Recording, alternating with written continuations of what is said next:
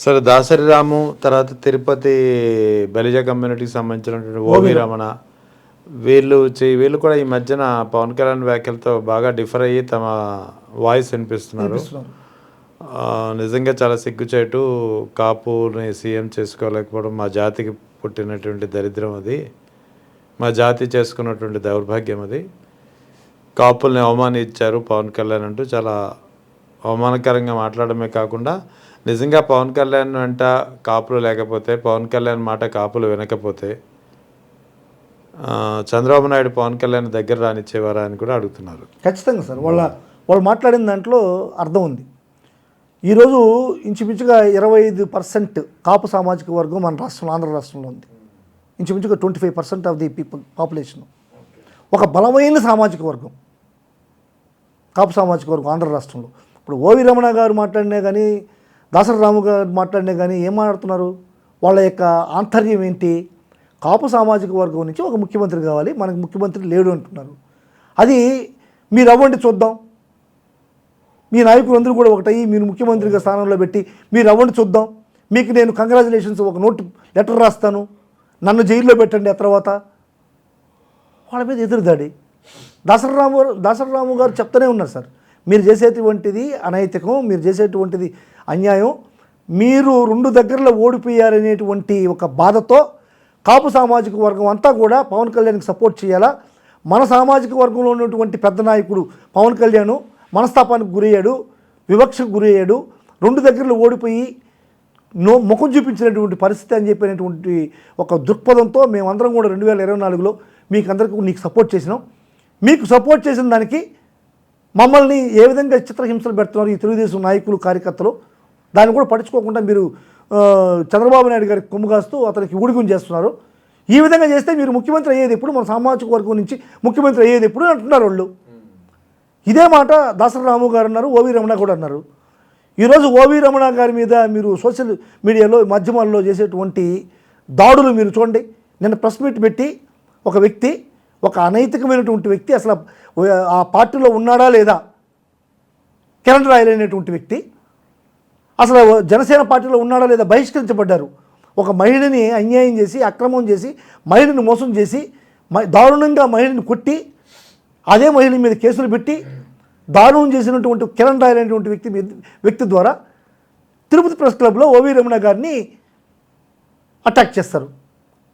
అంటే నీ కోసం, నీ మంచి కోసం, నీ యొక్క సామాజిక వర్గం బాగు కోసం వాళ్ళు చెప్తుంటే వాళ్ళ మీద దాడులు, ప్రతిదాడులు చేయడం అనేటువంటిది అనైతికం. నేను పవన్ కళ్యాణ్ గారిని సూటిగా ప్రశ్నిస్తున్నాను సార్, మీరు కాపు సామాజిక వర్గానికి చెందినటువంటి వ్యక్తి, కాపు సామాజిక వర్గం అంతా కూడా కళ్ళు మూసుకొని మీ వెనకాల ఉన్నారు. ఇంతటి బలమైన సామాజిక వర్గాన్ని మనం వదులుకోవడానికి ఇష్టం లేదు అన్నటువంటి ఒక ఉద్దేశంతోనే చంద్రబాబు నాయుడు గారు ఈరోజు మిమ్మల్ని దగ్గరకు చేర్చారు. కాపులు ఎవరు మీకు సామాజిక వర్గానికి నీకు సపోర్ట్ చేయరు, కాపు సామాజిక వర్గం నీ వెనకాల లేదంటే గజ్జి కుక్కని, పిచ్చి కుక్కని కొట్టినట్టు కొట్టి తరిమి పంపించేస్తాడు చంద్రబాబు నాయుడు. ఎందుకంటే మీరేం ఎన్టీ రామారావు కన్నా వీరులు కాదు, ధీరులు కాదు, సూర్యులు కాదు, విక్రమార్కులు కాదు.